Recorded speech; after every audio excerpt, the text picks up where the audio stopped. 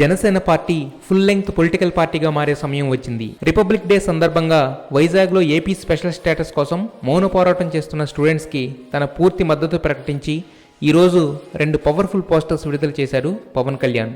అంతేకాదు అవకాశవాద రాజకీయాలపై పాటల అస్త్రాలు ఎక్కుపెట్టారు.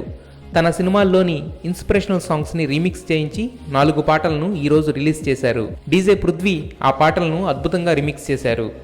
దేశ్ బచావో పేరుతో రూపొందిన ఆ ఆల్బంలో 6 పాటలుంటాయంటున్నారు.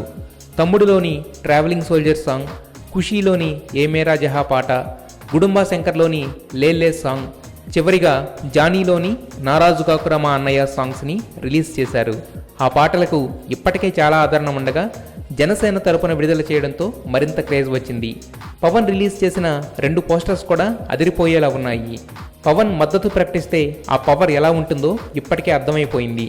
జనవరి 26న ఎలాంటి పరిస్థితులు చోటు చేసుకుంటాయో అని ఆంధ్రప్రదేశ్ అంతా ఉత్కంఠగా ఎదురుచూస్తుంది. ఇలా సంతోషంగా ఎప్పుడూ ఒక్కసారి ఉంటాను.